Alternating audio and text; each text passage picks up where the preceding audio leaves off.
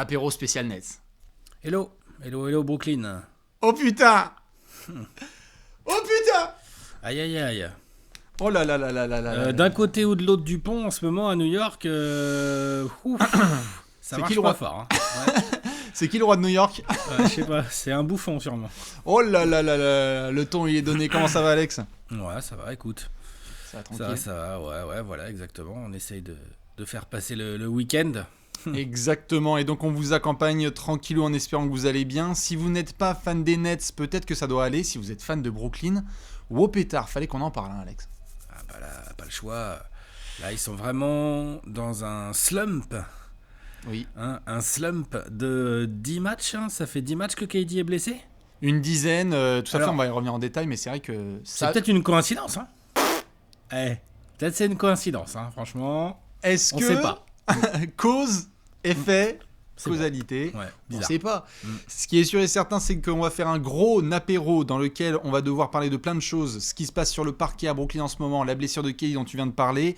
Évidemment, on va revenir sur ces grosses rumeurs autour de James Harden parce qu'il y a eu de la Shams bombe qui est tombée gentiment sur les coups de la soirée. Au calme, ce vendredi soir. Vous étiez nombreux à demander des apéros et donc on sera là avec vous ce week-end. Alex, j'ai envie de dire, on ne va pas perdre de temps. On va démarrer tout de suite les deux pieds dans le plat. Tu le mentionnais à l'instant, une dizaine de matchs, 10 derniers matchs, 8 défaites des Nets, 7 défaites consécutives. Non seulement il y a les défaites, mais en plus, dans le jeu, c'est atroce. Il y a la manière qui est horrible. Oh putain. C'est-à-dire que défensivement, depuis le début de saison, ces Nets étaient une équipe moyenne. De temps en temps, moyenne un peu plus. De temps en temps, moyenne un peu moins. Ouais, ils avaient très bien démarré, ouais. Ouais, voilà, mais ils avaient très bien démarré. Genre, ils étaient genre 11e au defensive rating et on était là genre, ils défendent pas si mal. Ouais. Tu vois, genre, ça restait average plus, quoi. Ça n'a jamais été élite en défense. Enfin, ou alors j'ai raté des matchs.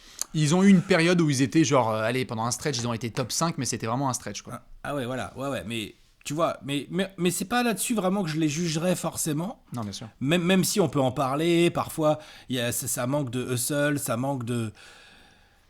Voilà, mais... Moi, c'est dans la globalité de ce qu'on a vu depuis 10 matchs, là, sur le body language des joueurs, déjà. Des joueurs, je parle pas que des gars qui sont censés être les leaders quand le patron est pas là.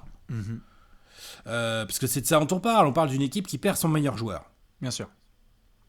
Ça bricole. Alors déjà, on a eu l'histoire fin décembre, ouais, Kyrie va jouer les matchs à l'extérieur et tout, donc on se dit, bah, c'est bien pour les Nets, parce qu'au moins, ça fait déjà un gars, bon, il a eu d'abord le Covid et tout, donc ça a pris un peu plus de temps pour revenir. Kyrie, maintenant, il est revenu, il joue les matchs à l'extérieur, ça fait du soutien. Mm-hmm. Harden, on a eu la sensation qu'il montait en régime, là, tu te rappelles Bien sûr. Il y a eu un moment, là, fin décembre, dès ça, on était là, genre, oh, ça y est, il retrouve de la capacité à driver, il va redevenir injouable et tout.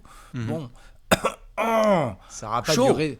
Bien sûr, ça n'aura pas duré très longtemps. C'est vrai que la manière dont on voit la saison des Nets, évidemment, vous savez, on aime bien faire ça. On reparle des 30 previews en 30 jours dans lesquels on parlait quand même d'une équipe qui doit viser le titre, qui avait fait les recrutements pour. Il y avait eu des petits ajustements qui avaient été réalisés par Sean Marks autour de Steve Nash et son staff. Et c'est vrai que, comme tu le dis, on a tout de suite eu un KD stratosphérique où la question du débat MVP était autour de lui et Stephen Curry. On disait putain, KD est trop fort. On avait même fait, Alex, un apéro tous les deux quasi en mi-parcours où tu votais pour KD MVP, où moi j'étais sur Curry. On se disait putain, c'est dur de pas voter pour KD parce qu'il est extraordinaire sur ce début de saison. Et en effet, même s'il y avait quelques matchs intéressants, il y a eu beaucoup de cas de Covid et des absences, la réintégration de Kyrie qui se passe, où on se dit bon, est-ce qu'ils vont pouvoir en profiter? Du coup, c'est un intérimaire CDD où on est juste à l'extérieur. Et comme tu le disais là à l'instant, Harden démarre. On est tout de suite en débat sur sa situation physique et sur les nouvelles règles, parce que quand même on parlait de, tu sais, des règles qui sont censées ralentir, des Harden et des Trae Young par rapport au nombre de lancers tentés. Mais même lorsqu'il y a eu quelques matchs intéressants, on se souvient notamment là récemment un déplacement à Chicago où ils ont totalement atomisé les Bulls. Bah derrière en fait t'as pas du tout de chance, ni de karma, ni donc de solidité parce que KD n'est pas là et les résultats sont atroces. Kevin Durant, sur les 42 premiers matchs des Nets, il en a joué 36 avant la série de 10 quoi. Hein. Il en a joué 36, il était à plus de 29 points, plus de 7 rebonds, quasiment 6 passes. Les pourcentages au tir, hein, c'est positif. Voilà. Tu crois les Nets sur 42 matchs étaient en 27-15. Donc bien, dans le haut de l'Est. Tout à fait. genre à la lutte avec les Bulls en gros, et puis je sais pas, à l'époque ça devait être les Bucks, on s'en fout, mais en tout cas ils étaient à la lutte dans le top 2-3 quoi. Ouais, okay, tout à fait. Ils étaient là, ils étaient bien, et on s'extasiait, on disait waouh, Kevin Durant, putain, tu lui mets 3 rookies et un il t'emmène player ça, de bout de banc, et il t'emmène tout ça où il veut et tout machin, nanana. Il se blesse. Ouais. 10 matchs, comme tu l'as dit, 8 défaites sur les 10 matchs, dont 7 de suite. Là, on en est quand même à 7 de suite après. Ouais, ça sert. La très très belle défaite de la nuit dernière, hein, au moment où on fait cette vidéo contre le Jazz, le Jazz d'Hassan Whiteside. Le Jazz d'Hassan Whiteside avec le retour de Donovan Mitchell, mais le retour d'Hassan Whiteside. Non, bien sûr. Mais il n'y avait pas Rudy, quoi, c'est ça que je voulais dire. Mais ouais, il y a des défaites de façon dégueulasse. Le body language, je sais pas ce que t'en penses, Bastien, il est absolument infâme. Non, c'est infâme. Ça ne va pas du tout, ouais, tout à fait. Et on va pouvoir parler du leadership, si on peut encore employer ce terme, avec Kyrie Irving et James Harden, parce qu'il y a vraiment une question à se poser. ouais, je suis d'accord. On va parler, j'avais un truc dans la gorge, pardon, excuse-moi. Ouais, non, mais je suis d'accord, il y a de quoi tousser, on peut parler aussi, j'ai vu des gens, bon après, faut voir, hein, mais j'ai vu des gens sur les réseaux avec des oiseaux bleus, qui disait que voilà aussi ce qui se passe quand il y a des joueurs qui ont trop de passe droit là. Kyrie Irving, ça sent le passe droit, on lui dit non, on lui dit oui, on le laisse jouer que les matchs à l'extérieur, dans le groupe en termes d'équilibre, déjà que le groupe avait du mal à se construire bien. Tu perds Kevin Durant, au même moment il y a un mec qui réintègre, mais un match sur deux, enfin c'est même pas un match sur deux, c'est 4 matchs d'un coup, puis pas de match, puis 4 matchs, puis tu vois, genre normal quoi, un calendrier quoi. Ça doit pas être si évident que ça à gérer pour un groupe et pour un coach, parce que je pense qu'on va devoir reparler aussi de Steve Nash. Monsieur parce Stevie. Que si je me souviens bien, tu le foutais dans tes courses, dans la course du coach de l'année, tu le mettais toi. Tout à fait, bien sûr. Donc c'est quoi Steve Nash ? Il est passé de potentiel coy, je parle pas forcément pour toi, hein, mais de potentiel coy à genre c'est quoi ce coach ? Ah ouais, ça, Steve il prend son tarif tous les soirs, mais c'est pas facile. Je suis pas là évidemment pour le défendre, hein, on va en parler en détail. C'est pas facile aussi en termes de régularité juste dans son effectif, parce que c'est quand même pas lui qui a demandé à ce qu'un de ses meilleurs joueurs décide de ne pas jouer en fait, tout simplement, avec Kyrie et les décisions qu'il a prises. C'est pas lui non plus qui est responsable de la situation physique de Harden, où il a mal démarré sa saison. Il y a eu des choix qu'on peut contester. Il y a eu des choix qu'on peut contester. La blessure de KD, hein, ça l'aide pas. Il y a la blessure de KD, ça aide pas. Il y a eu du Covid. Je suis pas en train de défendre Steve parce que, encore une fois, il y a un mois, on voyait les Nets, comme tu disais, top 3 et ça allait. Juste avant qu'on développe ça, je montre juste visuellement aux gens là qui voient le classement de la conférence Est qu'on vous met. Alex, tu parles à l'instant, ils étaient podium. Aujourd'hui, et je parle bien d'aujourd'hui, les Nets sont 6e de la conférence Est. Et vu la forme de Toronto, il y a la possibilité, ouvrez bien vos oreilles, que les Nets soient dans les places du Play-in Tournament la semaine prochaine. On en est là. C'est quand même absolument dingue. Je montre juste, avant de te tendre la parole, le calendrier des Nets sur les derniers matchs. Elles sont là, hein, ces 7 défaites. Hein. À Minnesota, face aux Lakers, contre Denver, à Golden State, à Phoenix, à Sacramento, à Utah. Ce road trip est un désastre. Tu parlais à l'instant de la défaite à Utah. Moi, celle qui me choque le plus, c'est à Sacramento. Ça a été une honte totale ce qui a été proposé. Et c'est pas contre les Kings. Hein. Bravo Davion Mitchell, Tyrese Haliburton et compagnie. Mais ce qui a été présenté par Harden et Kyrie en tête et les autres autour, c'est un scandale. C'est un scandale dans le jeu. C'est un scandale dans le jeu. Et c'est un scandale dans le jeu alors que tu as des bons joueurs sur le terrain. Quand même. Alors, il t'en manque, hein, Kevin Durant est blessé. Moi, si tu veux que les Nets jouent moins bien et commencent à devenir moins efficaces au moment où ils perdent Kevin Durant, qu'est-ce que tu veux que je te dise ? Oui, normal. C'est assez logique. Ouais. De là à ce que ça soit la débandade à ce point-là, et qu'on voit, je veux dire, ça va quoi. Kyrie, il a fait ça suffisamment sa diva. Donne-toi maintenant, vas-y, c'est le moment là. Ton équipe, elle a besoin. Et James Harden. Et Harden, c'est pas possible. Harden, c'est pas possible. Wow. C'est pas possible. On va en reparler évidemment en détail dans ces histoires de rumeurs. Sur les défaites, il y a évidemment un thème, c'est défensif. C'est-à-dire que Brooklyn ne fait absolument pas les efforts nécessaires. Tout le monde se balade. Hein. Donovan Mitchell s'est amusé. Tyrese Haliburton aussi. On a évidemment des garçons qui se sont pointés face aux Nets et on dit tu sais quoi, on va vous mettre la totale. À Minnesota, c'était une mixtape. Denver aussi, qui aurait pu perdre au finish, a fait les petits ajustements nécessaires de fin de match pour les terminer. Tu as cette sensation qu'une équipe qui était ultra favorite, on les mettait tout en haut de la conférence Est, est en train de devenir l'équipe à absolument jouer en ce moment parce que c'est bancal parce que c'est pas stable, qu'il y a vraiment un groupe qui ne s'y sent pas. Et les rapports qui venaient, avant qu'on ait ces rumeurs sur Harden, les rapports qui commençaient à sortir ces derniers jours, c'était que la cohésion au sein de l'effectif n'y est pas, et les défaites, et les défaites alimentent ce sentiment-là, parce que quand il y a des défaites, comme par exemple à Sacramento, vous avez la défaite à Sacramento, et donc certains disent c'était un back-to-back compliqué, parce que quand même la veille t'es à Phoenix, et je pense que t'es bien placé Alex en ce moment, quand tu joues à Phoenix, c'est pas facile. C'est pas facile, et donc du coup, que tu te loupes sur un match, d'accord, mais derrière, il n'y a même pas eu les efforts. Et lorsqu'il y a des joueurs qui ne mettent pas les efforts, c'est là que ça devient très très inquiétant à une semaine de la deadline. Et quand les joueurs ne mettent pas les efforts, je veux dire, c'est parce que les leaders ne montrent pas l'exemple. Voilà, genre on peut tourner autour du pot là, pendant 40 000 ans. Bien sûr. Et le coaching staff qui fait partie des leaders. Coaching staff, mais les leaders, c'est une ligue de joueurs. On peut pas dire players empowerment, et puis après dire Steve Nash, qu'est-ce qu'il branle, il instigue pas les efforts à son équipe. Oh non. Ça a été le cas d'ailleurs en début de saison. Hein, bien sûr. Ouais, mais James Harden doit se défoncer beaucoup plus que ça.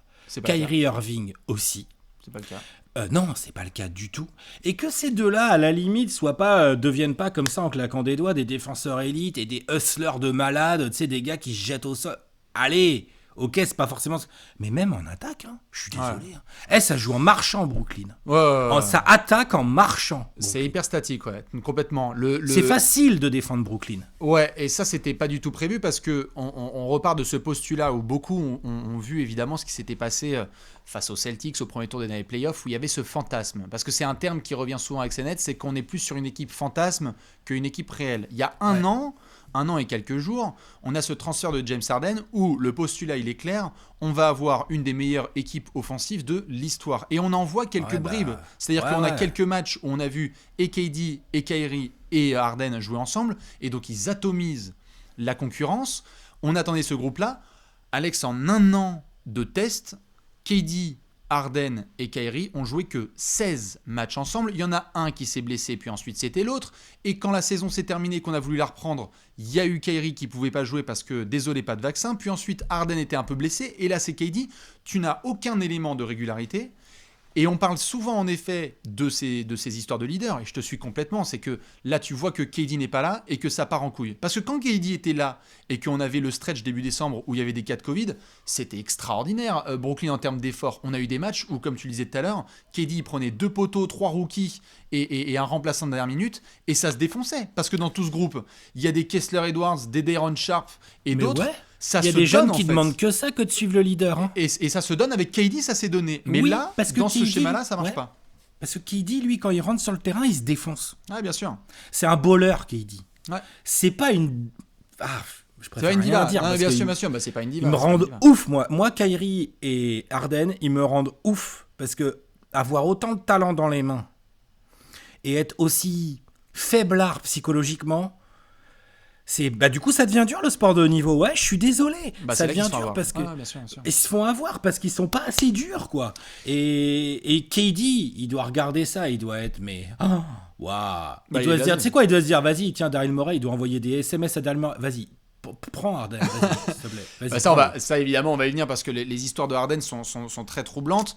Le contexte global des Nets était particulier parce qu'on sentait qu'il y avait cette profondeur de groupe, mais souvent, les équipes casse-gueule ou qui finissent par se casser la gueule, c'est une accumulation de choses. Donc là, on parlait de blessures. C'est impossible de ne pas parler, par exemple, de l'absence de Joe Harris, dont on s'est foutu aussi de la gueule, mais qui est un élément. Ça se voit. Ouais, c'est fondamental. Et même dans les petites missions qui sont faites habituellement, ça ne va pas. Blake Griffin, qui avait été une super acquisition en deuxième partie de saison dernière, n'y est pas du tout. Il a été sorti de la rotation. Il a fallu compter sur LaMarcus Aldridge. Et donc, du coup, quand tu as ce sentiment d'irrégularité, quand est-ce que joue Nick Claxton ? Où est Bruce Brown ? Qu'est-ce qui se passe avec Aldridge ? Paul Millsap qui demande son transfert. Comment faire jouer James Johnson ?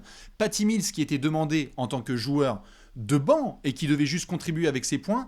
C'est limite, si Patty Mills n'est pas là, ça devient une catastrophe. Et aujourd'hui en NBA, c'est le meilleur joueur des Nets souvent ces derniers temps. Et c'est un problème parce que si aujourd'hui tu dépends de Patty Mills, ça veut dire que ta situation est catastrophique. Et c'est no disrespect envers Patty qui fait une bonne saison, mais juste... On parle forcément des leaders, on parle de Steve Nash, mais tout autour, ça s'accentue. C'est-à-dire que là, la blessure de Joe Harris, qui a dit récemment qu'il allait peut-être devoir être à nouveau opéré, ce qui est quand même une nouvelle horrible pour les Nets, ben ça ne fait que contribuer à ce mal-être global, quoi.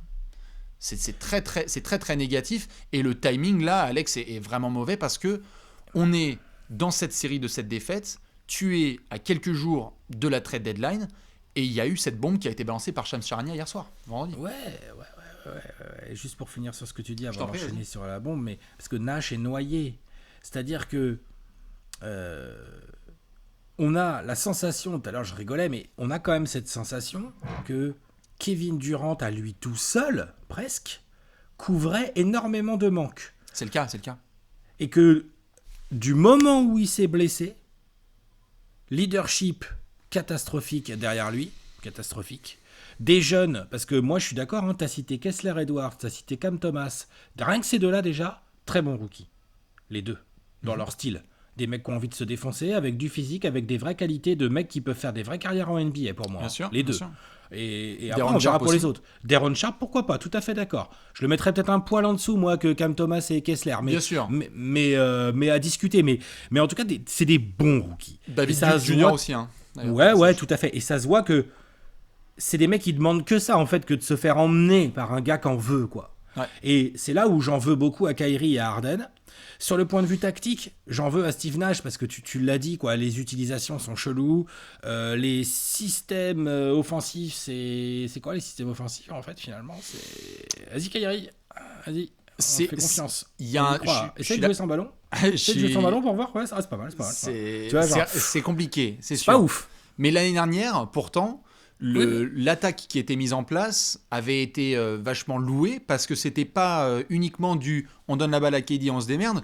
La révélation Bruce Brown dans ce spot, cette espèce de spot un petit peu qu'on a revu avec Gary Payton 2 à Golden State, où c'était une idée notamment de Steve Nash d'avoir un joueur habituellement sur la ligne arrière qui va être plutôt cette espèce de couteau suisse à un peu tout faire. L'utilisation de Blake Griffin. Il y avait eu des choses qui étaient très très bonnes. Mais là, il est noyé, là. Mais là c'est noyé. Et je dis pas forcément qu'il est devenu mauvais, hein, c'est pas du tout ce que je dis. Je dis juste là, il est noyé, il n'y arrive pas à trouver la solution. Et c'est pour ça d'ailleurs que je commence par grogner autour de Kyrie et de Harden, puisque pour moi, ce sont les deux principaux et quasi uniques fautifs. J'ai même pas tellement envie de distribuer des fautes sur d'autres gens. Je trouve que ces deux joueurs-là ne respectent pas ce qu'ils sont. Voilà, c'est des joueurs exceptionnels. Bien sûr. Là, on a quoi sur le terrain ? Franchement, on a quoi sur le terrain ? Non, moi, il me... Je te suis totalement sur le fait qu'ils ne sont pas à la hauteur et ça n'empêchera pas Harden évidemment de rejoindre les copains étoilés au All-Star Game puisqu'il a été nommé en tant que remplaçant. Fine, il a fait son boulot parce que ça reste James Harden comme tu l'as dit. Kyrie et Harden sont exceptionnels, mais ce côté avalanche en fait devient une boule de neige que même les équipes avec le plus d'options ne peuvent pas stopper. C'est-à-dire que on se posait déjà des questions et on avait fait des apéros en se disant attends, Kyrie d'être réintégré dans le groupe comme ça alors qu'à la base la ligne de communication des Nets ça a été de dire soit t'es in à 100% soit tu ne l'es pas. Le groupe KD en premier a super bien réintégré Kyrie dans le vestiaire et c'était pas donné. Déjà ils ont essayé de le faire et fine. Il n'y a pas eu tu vois de backlash en termes de ils se donnent pas officiel. Ou ça se passe pas officiel tout à fait. Ce qu'on a vu sur le terrain, c'est pas forcément un groupe qui avait si bien digéré le délire quand même. Je vois ce que tu veux dire, mais ce qui a été en tout cas rapporté pas mal et qui a inquiété les gens, c'est que la manière dont les joueurs évoluent ensemble, on voit bien qu'il y a un problème entre la philosophie de Nash et la manière dont certains veulent être utilisés. Et notamment, concernant Harden, le fait que certains se sont plaints, notamment dans le staff de Steve Nash, donc c'est pas moi qui l'invente, c'est que ça a été rapporté, du fait qu'il y a un retour à un mode de jeu qui est un tout petit peu trop statique, où il n'y a pas le même mouvement et la même fluidité qu'il pouvait y avoir précédemment. Et ça ne veut pas dire que Harden est responsable de ça, ça veut dire que dans les ajustements qui sont faits, ça ne colle pas. Et donc du coup, il faut certains types de joueurs pour que ça marche avec Harden, il faut certains types de joueurs pour que ça marche avec Kyrie, et quand tu essaies de faire tout ça avec un KD qui est absent, bah en effet, ça part en freestyle, et ça mène à cette question qui a été soulevée par les rumeurs de ce vendredi soir, c'est est-ce que les Nets vont être capables de faire des dingueries là à la trade deadline ? Je l'espère. Je l'espère fort. Fort. Dans quel sens tu l'espères ? Parce que pour moi, ils ont un James Harden qui est James Harden, quoi. Genre, tout aussi talentueux soit-il. Il va sur ses 33 piges. Il a eu des petits soucis physiques quand même ces dernières années, des vrais, des trucs relous, des trucs aux cuisses et tout. Enfin, tu vois, des trucs de l'âge, quoi, qui te rappellent que ça va pas dans le bon sens. C'est pas éternel, ouais, bien sûr. Hein, voilà, c'est ça, que plus ça va, hein, voilà. Ça, deuxièmement, je trouve Harden, il essaye trop encore de jouer comme en 2016, 2017, 2018. Ça, c'est un problème. Il ne modifie pas son style de jeu. Il n'essaye même pas. Alors que Nash soit responsable, comme tu disais là, par rapport aux réflexions qui venaient du staff et tout, moi je veux bien l'entendre, effectivement, il faut un coach qui essaye peut-être de faire jouer Harden autrement, si tant est que ce soit possible, mais déjà ça doit venir aussi du joueur. Harden essaye de jouer comme le joueur ultra dominant qu'il était. Au passé, il est encore très fort, il n'est plus aussi dominant, il n'est plus. Il est par séquence, c'est trop irrégulier. Oui, bien sûr. Et par séquence, des fois, il y a un match, là, il envoie un triple-double de grand malade, on est tous là, incroyable et tout. Ok, tant mieux, il peut encore le faire. Mais il ne peut plus le faire à chaque fois. Alors que c'est un créateur incroyable, que c'est un passeur génial et tout, il peut shooter, enfin attention, il peut faire plein de trucs sur un terrain. Harden, c'est pas ce que je dis. Hein. J'ai juste que le côté Harden Ball, puisque c'est un peu ce dont tu parlais tout à l'heure, tu vois, le côté balle à Harden, et puis c'est un peu plus statique, mais on mise sur la capacité de James Harden à faire des différences. Il en fait encore, mais est-ce qu'il en fait assez ? Les derniers temps tendraient à prouver que non. Donc c'est dans cette optique-là que j'espère que les Nets vont avoir les guts pour aller prendre l'appel de Daryl Morey, ou d'un autre gars d'ailleurs, hein. Mais bon, Daryl Morey, il a l'air assez chaud vu les rumeurs de Shams. Ils se connaissent déjà, Daryl et Harden en plus. Harden, c'est sûr, ils se connaissent. Pour aller dans le sens de ce que tu disais, Harden, par certains soirs, nous a fait secouer la tête en souriant parce que c'était exceptionnel, et c'est le Harden qu'on connaît. À San Antonio récemment, le soir, si je dis pas de Noël, chez les Lakers, où il a été absolument énorme avec Patty Mills et Nick Claxton. Des équipes un peu, bon, ça va quoi. Enfin, les Spurs, sans leur faire offense, il y a moyen de scorer sur eux. Les Lakers, leur défense, je crois qu'on s'en est suffisamment moqué depuis le début de saison. Ah non, mais complètement. Le match référence du 13 janvier où ils atomisent les Bulls, celui-là, c'est une mixtape où c'est KD qui est notamment en train de faire des dingueries, et Harden est partout à la passe, il fait 16 caviar, et à ce moment-là on se disait oh putain, ce sont les Nets qu'on avait projetés. Et le problème, c'est que cette projection, elle n'est toujours pas, je n'ai pas malheureusement sous les yeux le dernier match qui a été joué par Kyrie, Harden, KD et Joe Harris. Ils n'en ont pas joué beaucoup ensemble, c'est clair. Ah mais alors, cette saison, je pense que c'est 0, puisque à partir du moment où Kyrie est revenu, Joe Harris était déjà blessé. Ah donc oui, t'as rajouté Joe Harris, pardon. Moi, je parlais que du Big Three. Alors, le Big Three, il n'y en a pas énormément, puisqu'il y en a 16 en un an, mais celui avec Joe Harris, parce que Joe Harris fait partie de ce spacing et de toutes ces petites missions, je crois qu'il n'y en a toujours pas eu cette saison, et donc du coup, ça crée ces mauvais résultats. Par rapport à la question que je te posais, où toi c'est un peu plus radical, évidemment, le contexte contractuel fait qu'on en est là aussi. C'est-à-dire que James Harden, pour ceux qui ne le savaient pas encore, a obtenu une proposition d'extension de contrat de la part des Nets à l'automne dernier pour rester 4 ans de plus. Harden a refusé cette prolongation et a dit rendez-vous l'été prochain. En ayant certes en communication le fait de dire je me concentre sur cette saison et j'aimerais finir ma carrière à Brooklyn, blablabla, blablabla. Mais du coup, plus tu te ramènes proche de la trade deadline, plus il y a ce poids d'un potentiel départ parce que ça ne va pas, et plus il y a de rapports de gens autour de Harden qui disent et qui affirment qu'il ne se sent pas forcément tip-top dans cet effectif, plus en effet tu te rapproches d'une décision qui peut avoir lieu cette semaine. Pour ceux qui n'ont pas l'info, Shams Charania a donc rappelé que du côté des Nets, il y avait désormais ouverture à la discussion d'un transfert incluant James Harden et Ben Simmons. La trade deadline, elle aura lieu jeudi prochain, hein. D'ailleurs notez-le pour qu'on soit tous ensemble, parce que je pense qu'aux alentours de 18-19h, on sera en train de foutre le bordel, avec Simon et Alex et Bibi. Toi Alex, t'es plus radical dans le sens de faire péter le truc. Moi je t'avoue que j'irai pas autant dans ce sens. Toi ce qui alimente ça, c'est le fait que Harden ne soit pas comme il est autant. C'est un des éléments. Le premier, c'est qu'Harden il a pas l'air bien et que ça se voit fort sur le terrain. Ça se voit fort sur le terrain parce que Harden, le match de référence dont tu parles contre les Bulls, il y a Kevin Durant qui joue. Ah bien sûr. Donc c'est pas Harden le leader, le patron. Non. C'est pas Harden, c'est Kevin Durant. Ça se voit. Alors là, depuis qu'il n'est pas là, ça se voit encore plus. Mais voilà. C'est le premier point. Et le deuxième point, c'est qu'il est encore fort, très fort, Harden. Hein. Mais il n'est plus, et il ne peut plus être, à mon avis, l'ultra dominant de son ultra prime 2016, 17, 18, par là où il est MVP, j'allais dire tous les ans, mais non. Il est podium MVP tous les ans. Voilà. Ce Harden là, avec ses qualités, ses défauts, mais surtout ses qualités, hein, quand même, faut quand même pas se mentir. Donc ça, c'est la première globalité qui fait que je l'espère. Le deuxième, c'est que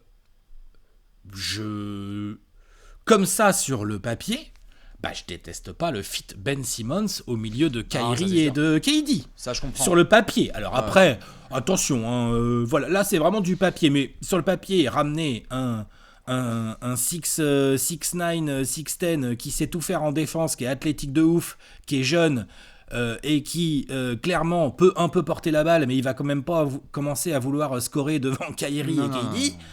Sur le papier, je trouve que pour Steve Nash, tu vois, qui a des difficultés dans certains trucs et tout à mettre en place, pour toutes les critiques qu'on a faites tous les deux sur la défense, c'est pas con. Non, ça pourrait fit, évidemment. Non, ça pourrait fit. Et troisième point, si tu veux, oui, l'association Embiid-Harden, faudrait qu'on en reparle sous l'autre angle, mais en tout cas, voilà, toutes ces raisons-là font que, et pour les Nets, mais et à la limite pour les Sixers, tu vois, genre pour le basket même, tu vois, genre, moi j'espère que ça va se faire un truc comme ça, parce que je me dis, ça peut débloquer des situations, après on verra qui gagne, qui perd, qui s'en sort vraiment bien et tout. Le vrai truc, et après, voilà, c'est juste, faut qu'il se méfie de James Harden, parce que je trouve que la pente, elle est pas bonne en ce moment de James Harden. La pente, clairement, là-dessus, ça fait peur pour lui. On avait d'ailleurs eu cette discussion, et j'invite ceux qui écoutent cet apéro, évidemment, à y réfléchir. C'est par rapport au contexte dont tu parlais, d'un Harden qui était top 10 joueur au monde sur les 6 dernières années. Je pense qu'aujourd'hui, on peut se poser de la question de savoir s'il est dans le top 15. Et qu'il y a plein de gens qui se disent, est-ce qu'en fait Harden c'est pas un joueur dans les places 15 à 20 ou 15 à 25 des meilleurs joueurs de la NBA actuelle. Oui. C'est comme ça, c'est ce qu'on appelle aussi il y en a qui se sont étonnés de sa présence au All-Star Game, hein. Après, moi, je suis pas étonné parce que non, mais tu vois, c'est pour dire. Mais bien sûr. Mais du coup, il y a en effet ce changement de statut.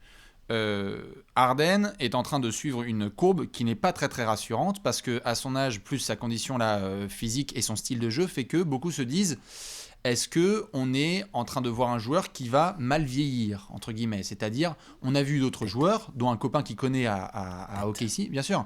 Il y a un copain à OKC aussi dont l'évolution n'a pas été très compliquée. Vous le retrouverez à Los Angeles dans les prochaines semaines, normalement. Je sais que ça te fait marrer, mais en fait, il y a déjà des gens qui commencent à dire, est-ce que Harden va être capable d'éviter une jambe de courbe comme ça?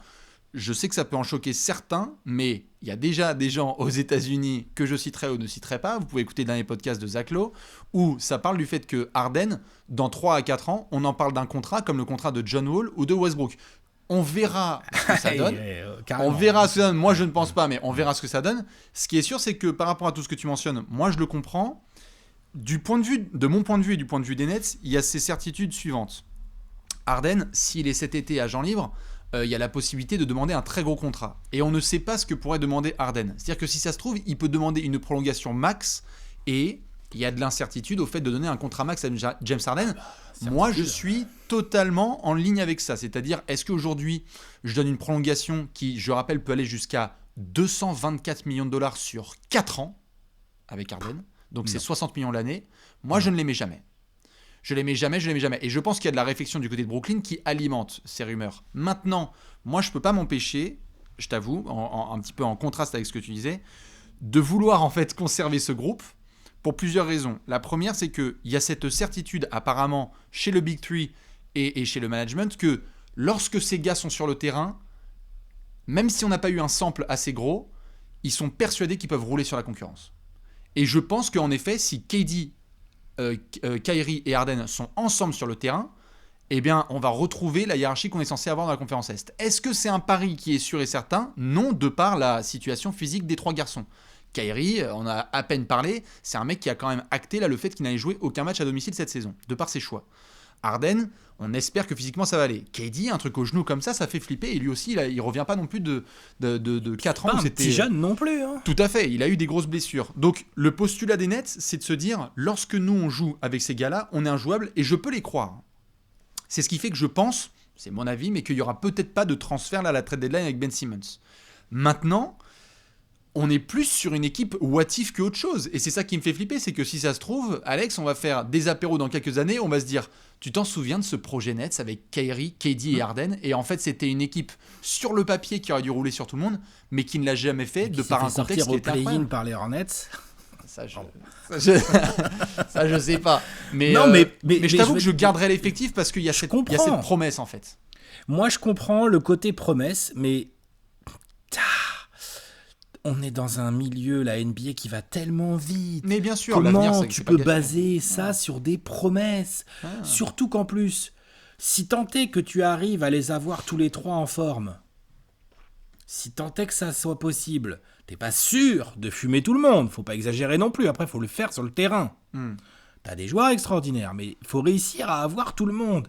Et on voit bien, avec un peu l'expérience qu'on a de la NBA sur les 10, 15, 20, 30 dernières années, même si vous voulez, avoir tout le monde, c'est pas si simple. Non, très souvent, quand tu te reprojettes dans les finales, tu dis, ouais, c'est vrai, ils avaient pas machin. Ils ont gagné quand même avec machin qui avait mal au genou.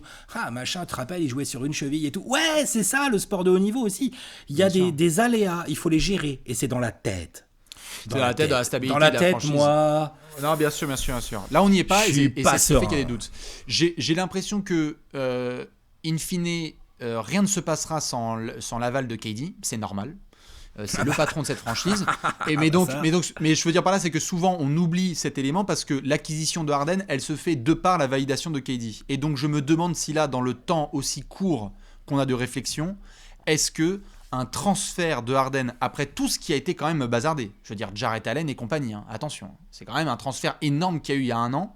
Enfin ça va, si tu prends Ben Simmons, c'était quoi la propale, la rumeur là, Ben Simmons, Curry, Table, c'est ça la propale, je crois. Alors, propale, la rumeur, pardon. Le texto envoyé par Daryl Morey à Shams Charania et par Rich Paul, Clutch Sports, agence de Ben Simmons pour essayer de transférer Ben Simmons, soyons très clairs.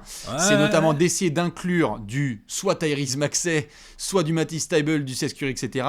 Je préfère être clair, ce qui est notamment rapporté du côté des Sixers, Keith Pompey, notamment du Philadelphia Inquirer, c'est les Sixers ne veulent inclure ni Maxey ni Thybulle. Ouais, bon alors là, on en reparle de ça. Mais donc c'est ce que ils veulent pas James Harden alors, parce qu'à un moment donné, c'est James Harden quand même. Et donc c'est là, mais c'est pour ça qu'Alex te dit exactement ça, c'est qu'en fait là, dans un temps aussi court, en 5 jours, de vouloir faire un transfert qui demande l'approval de... Non mais il peut se passer plein de trucs, je dis pas qu'il va pas y avoir transfert, mais juste dans un temps aussi court, d'avoir l'aval de KD. C'est-à-dire que là, KD, s'il revient, on n'est même pas sûr que Ben Simmons soit en condition de pouvoir bien jouer là cette saison. On n'est même pas sûr. Non, on n'est pas sûr. Donc, tu enlèves Harden, tu as Kyrie qui est encore là, mais qui est à mi-temps, parce que tu peux même pas compter sur lui à domicile.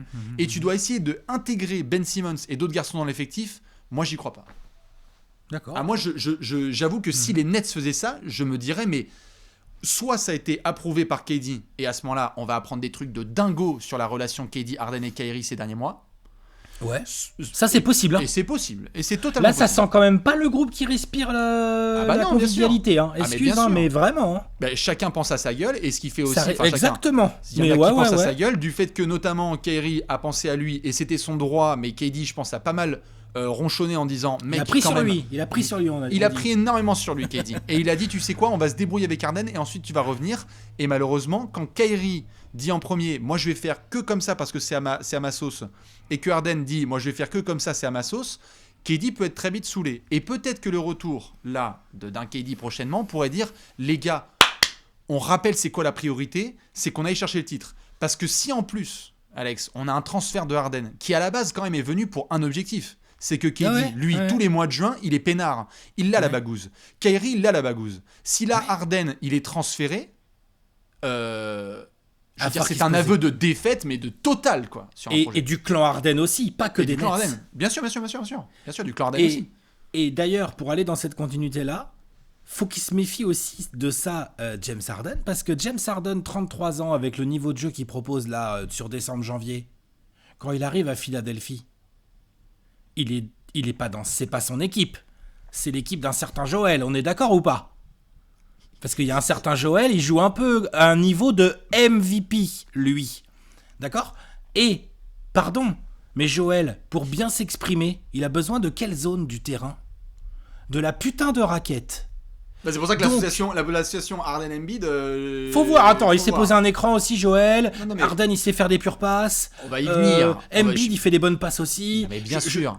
Mais ce que je veux dire, c'est que James Harden, moi, limite, le côté Nets, pour moi, je vois ce que tu veux dire. Je vois le côté aveu d'échec, machin et tout, mais Kevin Durant, il a 34 ans. Ils sont là pour gagner un titre. Ça se trouve, l'entourage de Kevin Durant, ils sont en train de dire à Sean Marks, on n'en sait rien, ils sont en train de dire à Sean Marks, gros, faut faire, vas-y, s'il te plaît. Genre, moi, ça se trouve, en fait, dans 2 ans, 3 ans, ma carrière, elle est, tu vois. Bien c'est sûr. Possible en plus, tu vois. Tout à fait. Donc, on ne sait pas ça. Et moi, le niveau de convivialité dans le groupe, je miserais pas trop dessus, moi, perso. Je ne mise pas dessus. Pardon. Vas-y. Côté Philly, t'as une opportunité en or de tenter ta chance, que ce soit pour cette deadline ou pour l'été, hein, parce que tu vois, tu vas avoir des discussions qui commencent maintenant, et puis, comme tu disais, en 5 jours, ça se fait pas, et puis par contre, pendant ce temps-là, ça continue à travailler. Bien sûr. Toutes les semaines, Sean Marks, il reçoit un petit WhatsApp, salut chérie, tu penses à moi, signé Daryl, tu vois, genre voilà, complètement. Tranquille. Parce que l'opportunité pour les Sixers, si Daryl Morey, il arrive quand même à nous pécho James Harden, je sais pas ce qu'il va devoir atteler à Ben Simmons, mais il va devoir atteler quelque chose. Hein. Faut pas rêver. Moi, j'aime bien les fans de Philly qui se pompillent et tout. Qui se pompillent, super insider. Je lis souvent ce qu'il dit et tout, c'est super. Mais il va falloir atteler quelque chose à Ben Simmons pour récupérer James Harden, ne serait-ce que pour matcher contractuellement. Non, bien sûr. De toute façon, il y a plein de trucs. Mais s'il y arrive, c'est bien joué. Ça se tente. De toute façon, ils vont nulle part là. Ben Simmons, enfin, tu vois, c'est une dead end. C'est pas comme si Ben Simmons il était performant avec les Sixers là, tu vois. Non, évidemment, mais c'est ce qui fait aussi qu'il y a cette incertitude. C'est-à-dire que si tu es les Nets, tu ne sais même pas dans quel état est Ben Simmons. Tu es conscient certes qu'il a fait des workouts avec les Sixers, mais que les derniers rapports qui ont été envoyés, c'est que Ben Simmons, est-ce qu'il est mentalement dans une place où il peut la débarquer tout de suite demain matin et faire le taf? On ne sait pas. Et je pense que si nous on le pense ici dans le canapé, j'imagine même pas comment ça se passe dans le clan KD et chez les hauts placés des Nets. C'est-à-dire que là on va enlever quand même un joueur de niveau All-Star contre une interrogation qui la dernière fois qu'il a joué ne savait même pas dunker sur Trae Young. Non, attends, temps mort. Je veux dire, je sais que Ben Simmons en prend cher, etc. Il a pris des décisions lui aussi, il a donné son transfert, fine. Mais là, faut pas non plus qu'on mette tous les joueurs au même niveau. Je sais que ça peut. Donc c'est bien ce que je te dis. Il va falloir atteler des choses à Ben Simmons. Et c'est là-dessus que j'ai du mal à croire que là, soudainement, Philadelphie va se dire bon bah parfait, on va récupérer James Harden juste contre Ben Simmons et on refuse d'enlever Maxey, on refuse d'enlever Matisse Thybulle parce que Daryl Morey va vouloir demander absolument tout. Il en est venu à dégoûter les Kings, les Hawks et toutes les équipes qui étaient intéressées par Ben Simmons parce qu'il a fait des demandes extravagantes. Là, il y a James Harden en face. Moi, je mais crois bien sûr, il est capable de faire des concessions sur les deals. J'ai aucun problème là-dessus. Mais si Ben Simmons était un joueur actif qui faisait une grosse saison et qui était impeccable et où c'était parfait et physiquement et mentalement, je dirais pourquoi pas. Mais là, on a des interrogations sur Ben Simmons. Et ça veut dire que tu vas devoir enlever une pièce qui, en effet, on peut dire, n'est pas très en forme, n'est pas au max. C'est pas le James Harden de 2018, d'accord. Mais ça reste James fucking Harden, qui va être All-Star. Et qui, sur une série de playoffs, je pense qu'il peut contribuer à 2-3 matchs où tu t'en sors. Et donc, du coup, je me dis, si les Nets font ça, ça ne peut que venir, soit d'une demande de Harden, du fait que ça ne se passe pas, ce à quoi pas je ne crois impossible. Pas impossible, c'est mais pas impossible. Tout à fait, mais ce à quoi je ne crois pas actuellement. De deux, l'approval de KD qui bombarde sur le fait que normalement, quand ces 3 joueurs sont ensemble, ça marche. Et il a voulu rester sur cette ligne-là. Et donc, j'avoue que s'il y a ce transfert, je serais complètement halluciné parce que, en fait, ça ne veut pas dire que les 2 équipes s'en sortiraient pas. En effet, on va pouvoir parler du fit Harden-Embiid et sur lequel j'ai quelques doutes. Et en effet, sur l'intégration d'Amen Simmons. Mais ça me semble tellement précipité que j'ai plus l'impression que Daryl Morey touille la merde parce que c'est extraordinaire d'avoir Daryl Morey dans la NBA actuelle. Il va sur une radio locale de Philadelphie et il dit j'ai un deal avec les Kings. Si, j'ai un deal avec les Kings. Et puis au fait, tiens, une rumeur ici, une rumeur là. Daryl Morey est très très fort à ça. Je suis totalement conscient du fait que les Nets sont ouverts à la discussion et c'est ce qui est relayé et il n'y a pas de problème là-dessus parce qu'il y a des soucis, comme tu disais, en termes de cohésion. Donc t'es ouvert. Mais il ne faut pas non plus passer de t'es ouvert à posons un transfert d'ici jeudi. Moi, je serais, mais tu sais quoi, génial. S'il y a un trade comme ça ce jeudi, meilleur live de tous les temps. Oh putain, incroyable. Ouais, mais en fait, nous, les infos qu'on n'a pas, parce que là, ton postulat, je suis d'accord, moi, côté Nets, c'est pas simple à mettre en place, c'est très compliqué. Côté Sixers, l'intérêt est évident. Je veux bien qu'on se pose la question. Non mais l'intérêt ça se tente quoi, putain, Ben Simmons, excuse-moi, Joel Embiid, il joue comme un MVP de ouf, putain, t'es juste dans le top 6 quoi, t'es même pas en train de dominer la conf, t'es d'accord? Ouais. Je sais pas, ils sont combienième aujourd'hui? Ils sont 3-4 parce que ça se chamboule autour, là, il y a les Bucks qui jouent. Ils sont 4e. Ouais. Ils sont descendus en 5e, mais c'est 3 fois. Oui, mais ils étaient 3e hier soir. C'est très serré parce que les classements sont serrés, mais tu vois ce que je veux dire, genre. Bien sûr. Tu as un mec à 30 millions et quelques 30 ou 35 millions la saison qui joue pas parce qu'il te fait la gueule, parce que c'est une diva.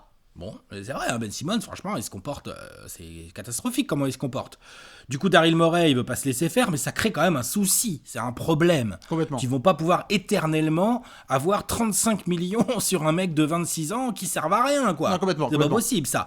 Donc ça, c'est un problème. Donc l'intérêt côté Sixers, il est évident, et je le répète, si jamais, côté Nets, il y a une embellie et il y a une ouverture, et que pour avoir cette ouverture, il faut atteler un Matisse Thybulle ou un Tyrese Maxey, il faut le faire, direct. Eh bien, tu vois, pour moi, il faut le faire. Je suis bien content qu'on en discute parce que j'allais te poser la question. D'ailleurs, plus Thybulle que Maxey. Personnellement, bien. Mais bon, après ça c'est... Et les Nets seront les premiers à dire t'es gentil mais il n'y aura pas de trade sans qu'il y ait Tyrese Maxey. Et je pense que ce sera légitime de leur part d'avoir ce levier là, de dire genre tu veux vraiment Harden, ok il n'y a pas de problème, on va le prendre. Exactement. Donc, c'est pour ça que là je suis content que tu en parles parce que moi je t'avoue, et c'est mon avis, mais aujourd'hui, il y en a peut-être qui vont me prendre pour un fou, mais aujourd'hui tu me dis t'es Philly et tu dois te débarrasser de Tyrese Maxey, Matisse Thybulle et la pièce que représente Ben Simmons dans un futur transfert contre James Harden, 33 ans, qui va demander un contrat max, je le fais même pas. La vie de ma mère que je le fais même pas. Moi, alors là, je le fais pas, je préfère voir les autres options avec d'autres joueurs qu'il peut y avoir, avec le développement de Tyrese Maxey, qui, on l'espère, aura une belle carrière, mais qui n'est pas James Harden, de Matisse Thybulle, qui, on le sait, n'est pas James Harden, et aura, on espère, une belle carrière. Mais alors moi, si Harden était à un niveau de dingue, qui me rassurait dans tous les sens, et qu'il allait pas demander du contrat max, il n'y a pas de problème. Mais là, de faire ce package-là... je veux bien voir, parce que tu le disais en plus, je veux dire Embiid et Harden, évidemment que ça peut bien jouer sur potentiellement des pick and roll, ça peut être un truc absolument létal, mais je veux bien voir aussi comment Harden peut jouer avec un joueur dont la base principale c'est d'avoir des balles au poste. Harden n'a jamais joué comme ça. Le vestiaire gars, le vestiaire, Embiid Harden, comment tu tiens ton vestiaire Donc c'est pour ça que je le ferai pas ce trade. Mais attends, mais moi je te dis pas que attends. J'avais l'impression que tu disais que tu voulais faire ce trade. Moi j'ai dit je l'espère. Parce que oui, ça veut dire quoi? Ça veut dire que déjà pour les Nets, je pense que c'est une bonne option. Et je comprends ton discours, mais moi je pense que les Nets, depuis 18 mois, de temps en temps, quand ta tête elle tape dans le mur, oui, c'est peut-être ta pas de peau, il y avait juste le mur qui était là, mais hop. Faut quand même te dire, putain, ça fait quand même 18 mois que je tape dans le mur en fait, tu vois. Genre, désolé. C'est la réalité des Nets. C'est la réalité des Nets. Et dès que Kevin Durant n'est pas là, James Harden fait pas son travail là, il fait pas son travail de normalement de devenir le leader de cette équipe et d'être capable, justement ce qu'on disait quoi, oui KD pourra peut-être pas jouer tous les matchs, mais attends tu rigoles, James Harden avec des plots, ça gagne des matchs, non, ça gagne pas de match dis donc, ouais. Du coup tu fais que de perdre, tu défends pas, t'as un leader qui ressemble à rien, t'as un deuxième lieutenant qui joue un match sur deux parce que voilà, bref, non. Je la sens mais pas. Quand tu dis que tu espères, bien sûr, mais quand tu dis que tu espères ce trade, c'est que tu aimerais quand même qu'il ait lieu. Ah ouais, je pense qu'il peut être intéressant. Moi, je pense qu'il peut débloquer des choses parce que je comprends ton scepticisme sur le... Moi, je suis fan de Philly, je claque des dents. Putain. Wow. Ah ouais? Ah là, sur le prime de Embiid, je vais lui mettre un Harden qui, pour le moment, en effet, est plutôt vieillissant et qui va demander un contrat max. Je suis pas très chaud. Je veux bien voir ce qui se passe, ce qui était prévu et qu'on avait dit, de voir ce qui se passe justement à la fin de la saison, où là par contre il y a des gens qui hésitent sur d'autres garçons, sur du Jaylen Brown, sur du Bradley Beal, sur d'autres garçons comme ça, où il y a peut-être moins le niveau all-time, mais par contre il y a un peu plus de certitude physique, et il n'y a pas assez... On va parler comment en fait de cette association. Moi je t'avoue, j'ai du mal à voir comment est-ce que cette association pourrait vraiment fonctionner à un niveau Bradley all-time. Beal, il va demander aussi cher qu'Harden. Mais bien sûr, mais attends, je suis pas en train de dire qu'une option est meilleure, c'est juste que l'option là de Harden de le mettre au max chez les Sixers sur la fin de sa carrière, en quoi en plus en numéro 2 de Embiid, on est bien d'accord, puisque c'est le patron Embiid. Ah bah évidemment. Eh ben j'ai quelques doutes. J'ai quelques gros doutes sur attends, Harden numéro 2 des Sixers. Mais moi aussi j'ai des doutes. Mais je te dis que les Sixers sont pour moi dans une situation actuelle qui est moins bonne. Parce qu'en fait, ils ont un joueur qui va plus jouer et il va bien falloir le trader. Oui, bien sûr, mais est-ce que tu le fais dans 5 jours ou est-ce que tu le fais dans 6 mois aussi. Mais dans 6 mois, qu'est-ce que t'auras en fait? Donc ça se trouve dans 6 mois, ils seront sur Harden, tu vois. Genre moi je te dis pas qu'il faut le faire. Je te dis pas que quand je dis, enfin moi je comprends le raisonnement de dire ouais en 5 jours ça va être compliqué franchement. Je comprends, ouais, franchement même côté Nets et tout, ça fait quand même tout un chemin à faire et tout. Ça je comprends, mais sur le principe, ce sont des équipes qui à mon avis vont devoir prendre des choix radicaux. Et nous avons en face de nous 2 équipes qui doivent prendre des choix radicaux toutes les 2. Donc, je pense que tu as des possibilités que ça se fasse. Et moi, c'est des équipes qui me donnent de la frustration quand je les vois jouer, les 2. Parce que Joel Embiid joue hyper bien, mais enfin, les Sixers, c'est quand même aussi comme ça. Des fois, tu as Joel Embiid qui joue hyper bien et ils perdent parce que on peut trouver plein de raisons et les jeunes se développent et tout, mais je suis désolé, genre...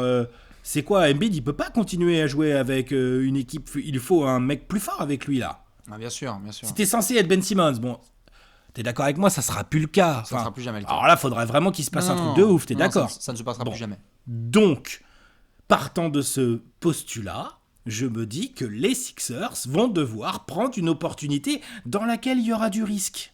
Ah bien sûr, mais je crois que est-ce que ce serait pas James Harden? Bah pourquoi pas en fait. Pourquoi pas? J'ai juste l'impression que là c'est Philly notamment via Daryl Morey donc dans les médias qui essaye de forcer un espèce de c'est disponible alors qu'en fait non.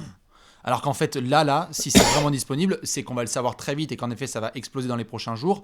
J'ai un peu du mal perso à y croire. Ça c'est côté Nets, quand tu dis c'est disponible, c'est côté Nets, tu veux dire. Tout à fait, c'est que non, mais ça j'entends. Il y a une différence fondamentale de wording entre être ouvert à la discussion et vouloir transférer un joueur. C'est-à-dire entre les Nets qui veulent transférer Harden ou juste répondre au téléphone de Daryl Morey, il y a une nuance. Et il faut voir aussi quelle est la différence entre vraiment les Nets qui répondent et à voir aussi où se situe Shams Charania dans tous les chiquiers en termes de... Et puis à voir ce que Daryl Morey est vraiment capable de proposer, parce que comme tu le disais tout à l'heure. Et là, les Nets, juste, on est tous les deux Alex à la tête des Nets. Et les Sixers disent, franchement, on veut James Harden et on peut vous en débarrasser.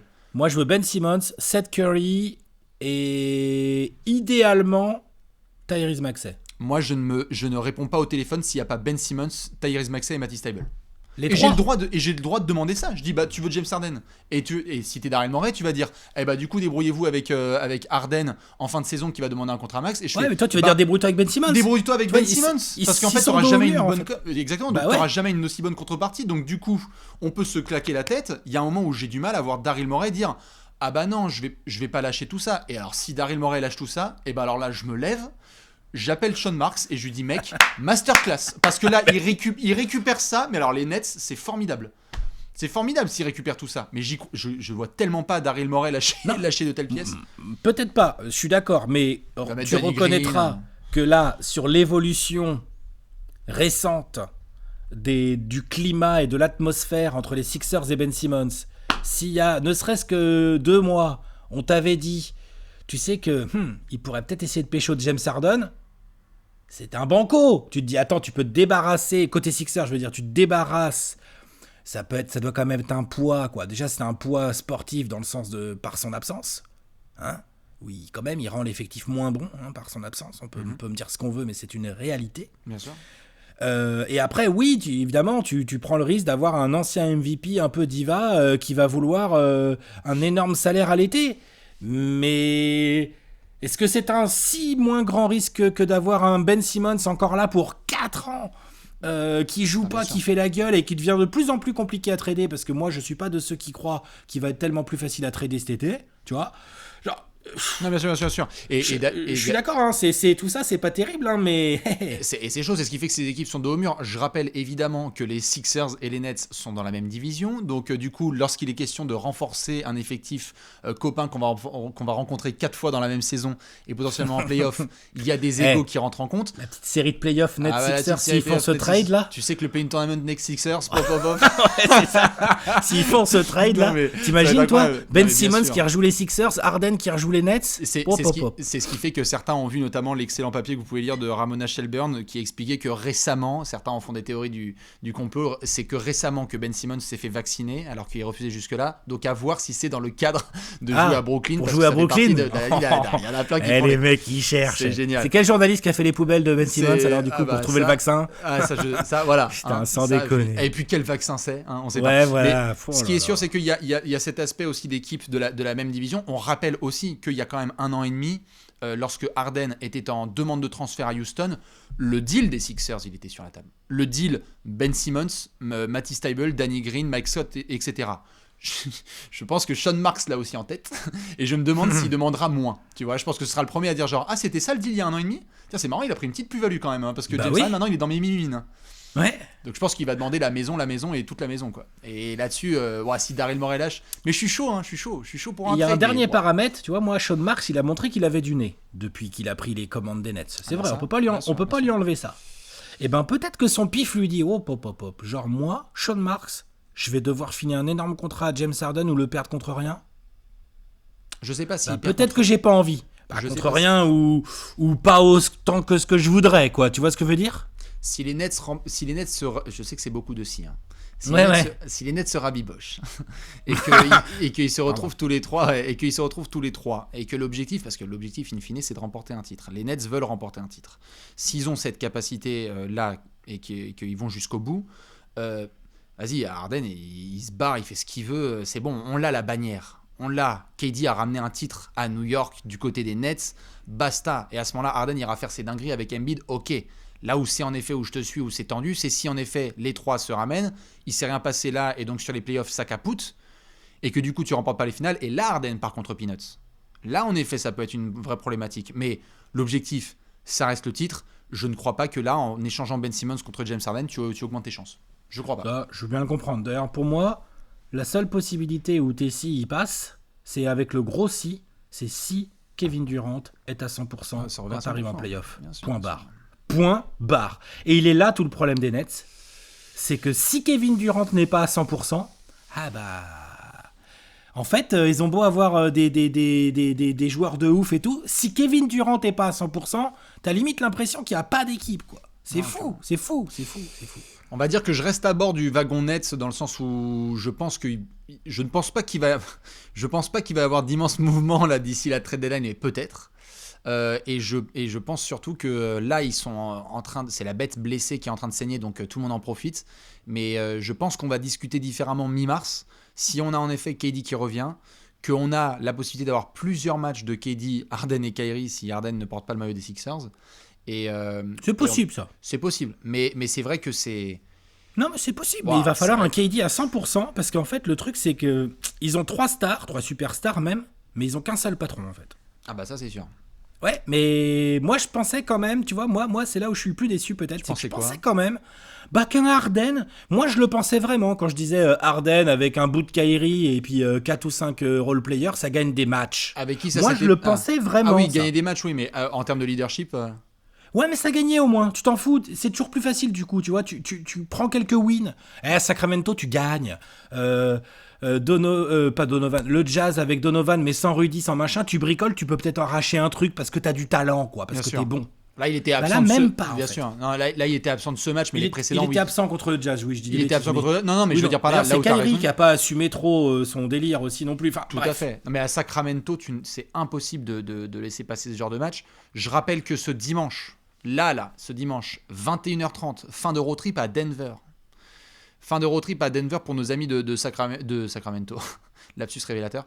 Le calendrier des Nets, je vous le mets ici. Road trip là qui se termine 21h30 ce dimanche à Denver. Tu rentres pour jouer Boston. Boston, ça va très bien en ce moment. Oh, Boston Donc, en ce moment, ici. Donc le match de mardi soir, il faudra le surveiller parce que c'est peut-être là qu'on va avoir des changements de classement. Déplacement à Washington et surtout à Miami dans la foulée. On sera en fin de trade deadline. On verra s'il y a cet effectif-là. Alex, le 11 février,